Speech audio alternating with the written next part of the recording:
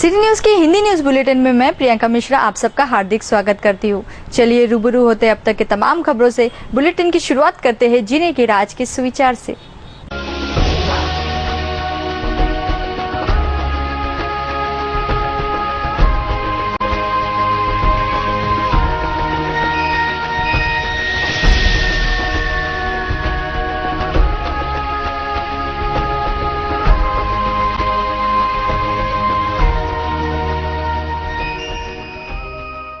जीने की राह के बाद अब लेंगे एक ब्रेक पश्चात देखेंगे संपूर्ण समाचार विस्तार से।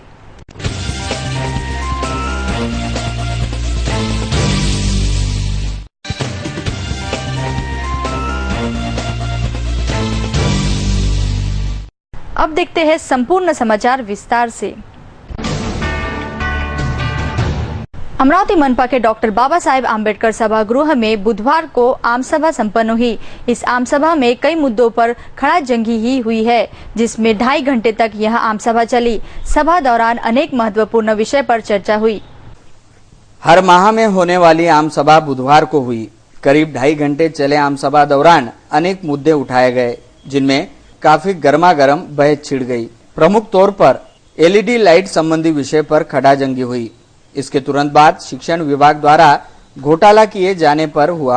अधिकारी का कहना रहा कि घोटाला नहीं हुआ है, पर शिक्षण अधिकारी का कहना रहा कि घोटाला हुआ है। इस मुद्दे पर भी सदन में माहौल तपा था। यह मुद्दा थमा ही नहीं था। स्मार्ट सिटी के लिए समिति बनाई गई, जिनमें 6 सदस्य चाहिए। इस पर सदन में 2 गुट शाब्दिक विवाद में उलझे। ये घमासान में महापौर को भी उतरना पड़ा।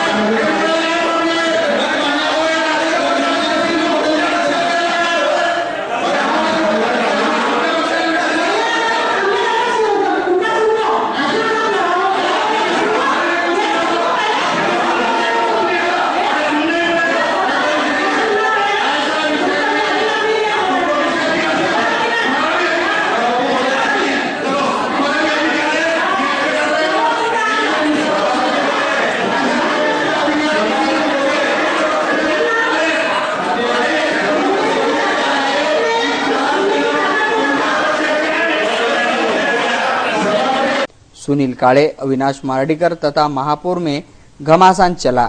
उसके तुरंत बाद कब्रस्तान के भूसंपादन का विषय इमरान अशरफी ने उठाया, जिस पर चर्चा दौरान आयुक्त ने मार्ग निकालने का आश्वासन दिया।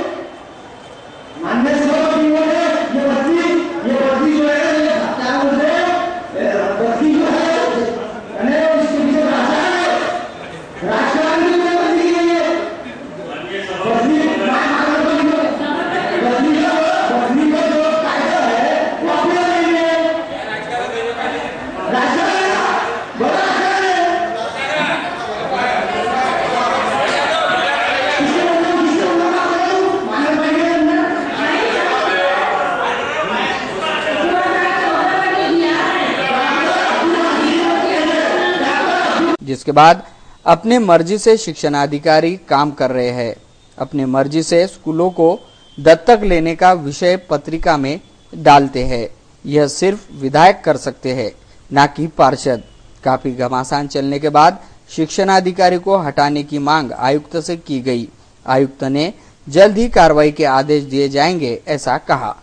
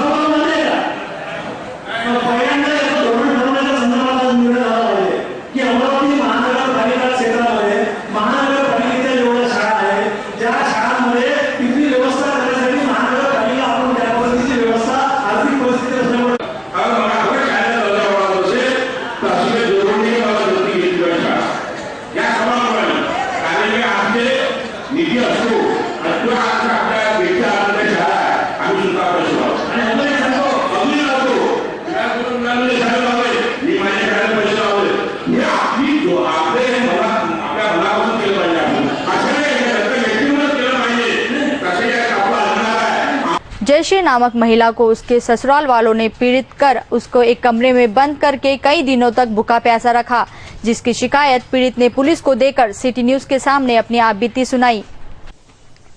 कुर्रा की रहने वाली जयश्री सुरेश दुधे नामक महिला को ससुरालियों ने घर में बंद कर उसे कई दिनों तक भूखा प्यासा रखा। बताया जाता है कि जयश्री की 2001 को शादी माहौर स्थित सुरेश दुधे के साथ हुई थी। दोनों को 3 बच्चे भी हुए, पर बीच में ही सुरेश ने इस दुनिया से अलविदा कह दिया, जिसके बाद जयश्री अपने 3 बच्चों समेत ससुराल में ही रहने लगी। पर ससुराल के लोगों ने उसे बंद कमरे में कई दिनों तक भूखा प्यासा रखा, जिस पर उसने सिटी न्यूज के समक्ष अपनी आपबीती सुनाई। घरवाल्याने कोंडून ठेवलं होतं, जेवायला पण देणार नाही, पाणी पण प्यायला द्यायची नाही आणि बाहेरून साखळी अशी आवाज देत होतो, बाहेरून साखळी लावून टाकली होती, मला कोंडून टाकलं अंदर। का म्हणून कोंडलं होतं तुम्हाला? जेवासाठी असं आवाज देत होतो मी। जेवण वगैरे देत होते का तुम्हाला? नाही ना। कोण नाही देत होतं जेवण? सासू सासरे जेवायला द्यायचं नाही म्हणायचे, लेकरायला द्यायला हाती करून घेतलं द्यायच्या। मिस्टर कुठे गेले तुमचे? माझे मिस्टर वारले महिन्यावर। किती वर्षापासून तुम्हाला असं ठेवलं होतं त्यांनी? 12 महिने झाले। 12 महिने झाले। तुम्हाला मुलं किती आहेत? मला 2 मुलं आहे, 1 मुलगी आहे। मुलं शाळा शिकतात आहे? हो, छोटे छोटेच आहे। मुलांना असं त्रास वगैरे दिला का मग त्यांनी? नाही, मुलांना छान वागवते। फक्त तुम्हालाच त्रास होता असं? तुम्हाला का बरं त्रास दिला त्यांनी? त्यांचा मुलगा नाही, मग माझं काय करायचं?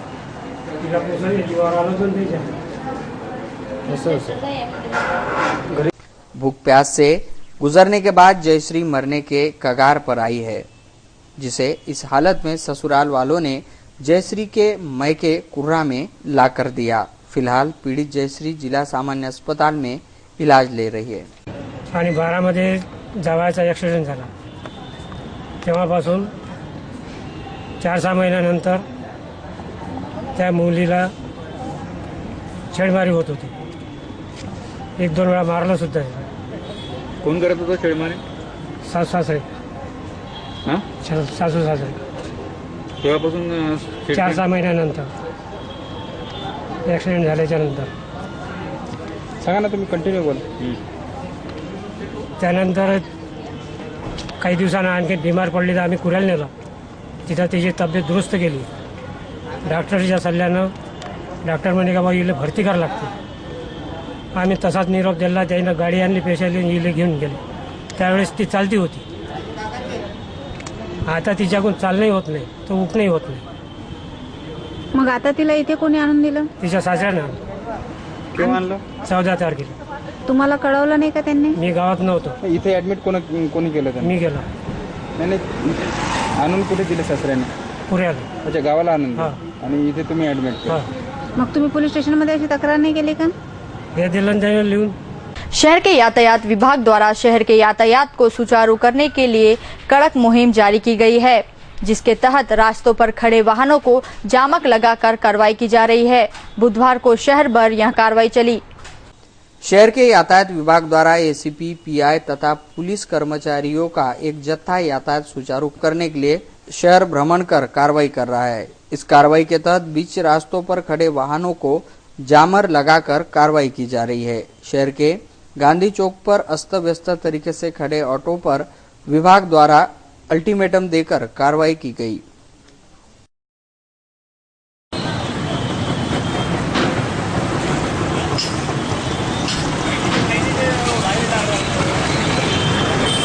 शहर के राटघाट रोड पर के गिरजा विहार रामनगर के नागरिकों को परेशानियों का सामना करना पड़ रहा है। यह ना तो रास्ते बरोबर है, ना तो स्ट्रीट लाइट। रात के समय आने जाने के लिए काफी दिक्कतें हो रही है, ऐसे नागरिकों ने सिटी न्यूज के सामने बताया। अमरावती शहर के राटगांव रोड पर आने वाले गिरजा विहार रामनगर में स्थानिक नागरिकों को काफी दिक्कतों का सामना करना पड़ रहा है। परिसर में एक पाइपलाइन का कार्य करने के लिए रास्ता खोदा गया, जिसकी वजह से कीचड़ होकर रास्तों पर नागरिकों को चलना नामुमकिन हुआ है, ऐसा नागरिकों ने सिटी न्यूज को बताया। इथं कमीत कमी मी 16 वर्षापासून राहून राहिलो। 16 वर्षापासून आमच्या एरियाची पूर्ण दयनीय व्यवस्था झालेली आहे। नळ नाही, पाणी नाही, हे नाही, ते नाही, रोड नाही आणि हे पाण्याचे डबके साचलेले आहे। खूप कठीण परिस्थितीचा सामना करावा लागतो। रात्री वेरात्री लाईट राहत नाही, सापाचा प्रादुर्भाव जास्त आहे, इथं कुठे साप आहे। याबद्दल नगरसेवकाला वारंवार माहिती दिली आहे, पण नगरसेवक येते हाव नाही कोण आहे तुमचे नगरसेवक? कमल निस्ताने आणि राजू मानकर। आम्ही मागील 8 ते 10 वर्षापासून इथं राहत आहे, पण मॅडम इथं कोणतीही प्रकारची सुविधा आम्हाला मिळालेली नाही आहे। रोड, रस्ते, पाणी, नाल्या एवढे मोठे मोठे पूर्ण इकडे समजा हे झालेले आहे, आपले कॉम्प्लेक्स झालेले आहे, मोठे मोठे बिल्डिंगा झालेल्या आहे, पण यांना कोणतीही प्रकारची पक्की नाली या रस्ते आम्हाला कोणती।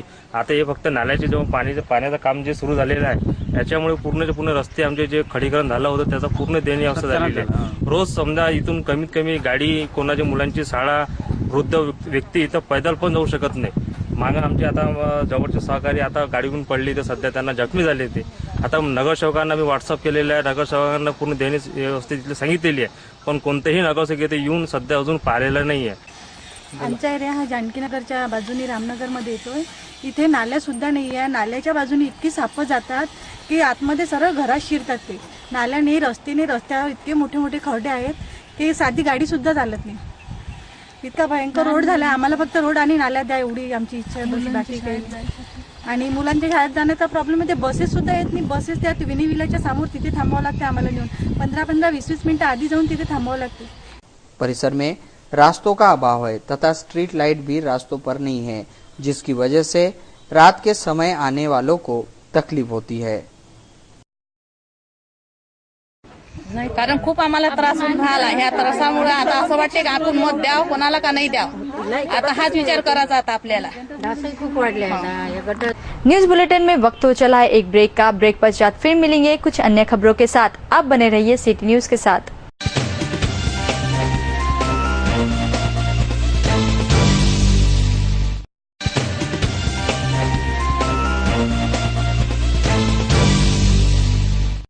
ब्रेक पश्चात तमाम दर्शकों का फिर से एक बार हार्दिक स्वागत है।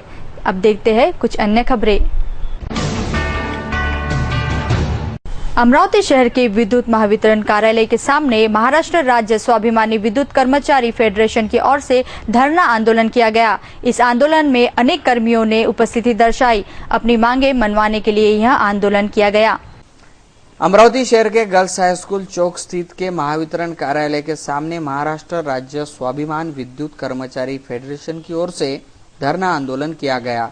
इस आंदोलन में सैकड़ों कर्मियों ने भाग लिया। शहर के विद्युत वितरण कंपनी अमरावती मंडल के अधीक्षक अभियंता ने बैठक में दिए आदेशानुसार आदेश न दिए जाने के विरोध में यह धरना आंदोलन किया गया, ऐसा आंदोलनकारियों ने कहा। अन्यायी बदल्या सुधारित करा याच्या विरोधामध्ये आहे। त्याशिवाय गेली 7 दिवस 14 तारखेपासून या ठिकाणी जे साखळी उपोषणाचं आंदोलन सुरू आहे त्याची दखल आजपर्यंत प्रशासनानं न घेतल्यामुळे नाईलाजानं आपल्याला हे धरणे आंदोलन या ठिकाणी सुरू करावं लागलं आहे। तेव्हा अजूनही प्रशासनाला आमची विनंती आहे की औद्योगिक शांतता जर कायम ठेवायची असेल तर या धरणे आंदोलनाची दखल घ्या आणि ताबडतोब आमच्या प्रस्तावाप्रमाणे आणि यापूर्वी प्रशासनासोबत झालेल्या चर्चेप्रमाणे त्यांनी कबूल केल्याप्रमाणे सुधारित बदल्यांचे आदेश काढावेत, अन्यथा यापेक्षा सुद्धा तीव्र आंदोलन केल्याशिवाय स्वाभिमानी विद्युत कर्मचारी राहणार नाही। हा जरा चांगल्या भाषेतला माझा त्यांना इशारा आहे। तेव्हा ती वेळ आणू नये। वीज उद्योग हा महत्वाचा उद्योग आहे। शेतकऱ्यांशी, जनतेशी, सामान्य वीज ग्राहकांशी आपला संबंध आहे। त्यांना योग्य आणि तत्पर सेवा मिळाली पाहिजे ही स्वाभिमानी फेडरेशनची भूमिका आहे।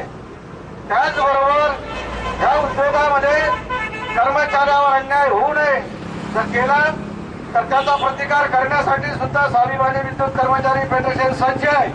ह्या सगळ्या गोष्टी सांगण्याकरता हे आमचं आंदोलन आहे।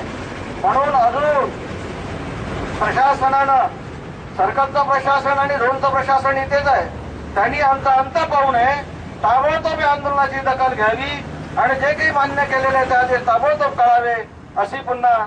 अचलपुर महानगर पालिका के आम चुनाव आने वाले नवंबर में होने हैं, जिसके लिए अचलपुर के 39 प्रभागों को आरक्षण घोषित किया गया है, जिसमें ओबीसी, एससी, अनुसूचित, ओपन आदि समाविष्ट किया गया है।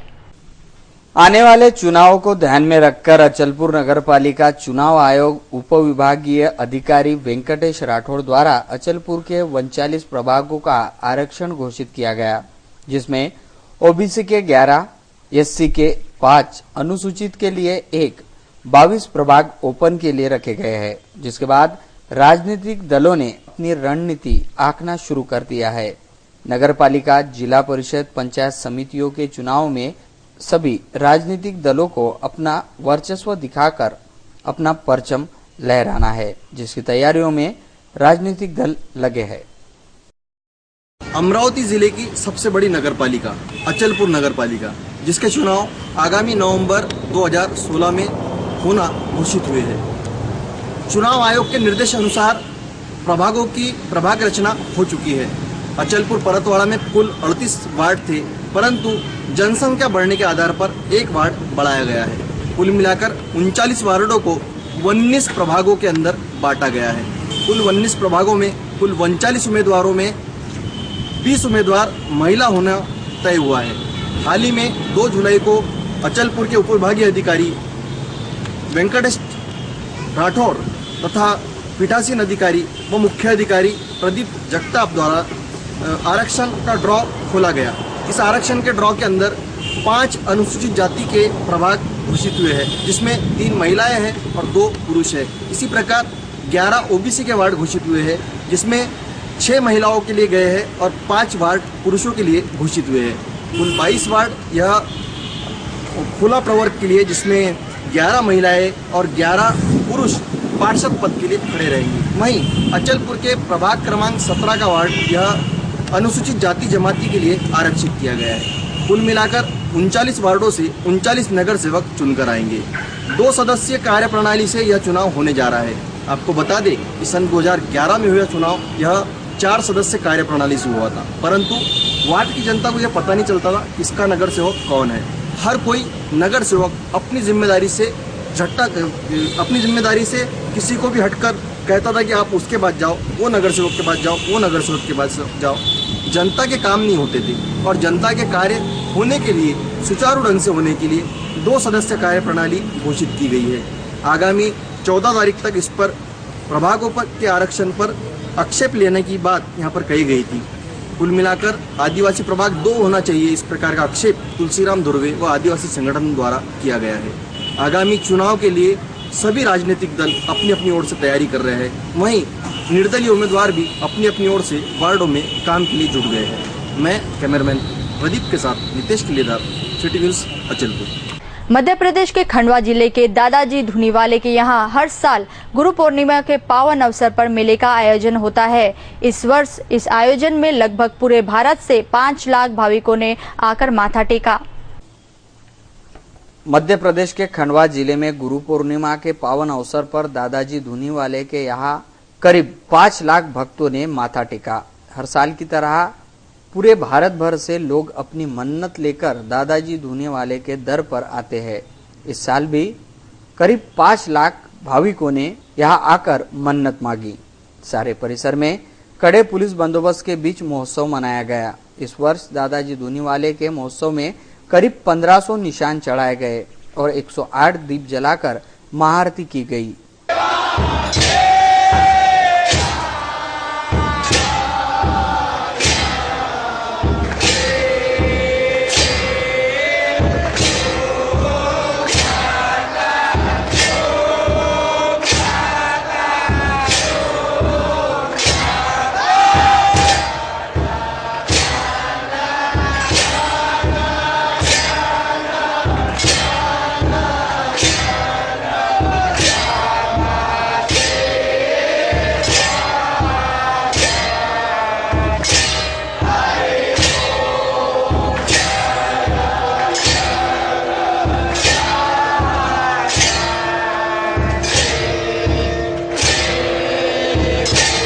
बताया जाता है कि जो भी आकर दादाजी धुनीवाले से कुछ मांगता है उसे वो प्राप्त होता है। ऐसा यहाँ के भक्तों ने कहा।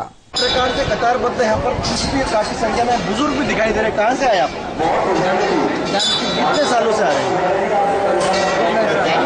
क्या आप दादाजी के इस दरबार में मनोकामनाएं पूरी होती है, ऐसी आस्था है? क्या लगता है आपको?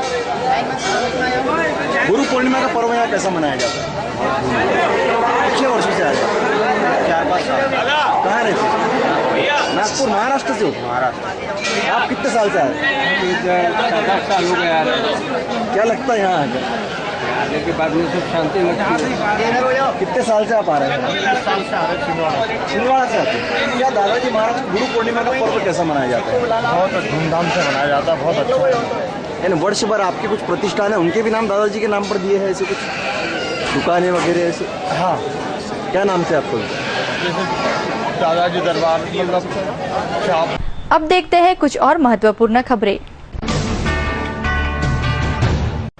सिटी न्यूज के बारे में अपने सभी सुझाव एवं विचार सादर आमंत्रित है। हमारा पता है सिटी न्यूज कार्यालय, मातोश्री आर्केड, सहकार भवन के सामने, मोर्शी रोड, अमरावती। हमारा दूरभाष क्रमांक है 32981161। हमारा वेब एड्रेस है www.citynews.net.in। ताज़ा तरीन खबरों के लिए सिर्फ और सिर्फ देखते रहिए सिटी न्यूज और तब तक के लिए मुझे दीजिए इजाजत। नमस्कार।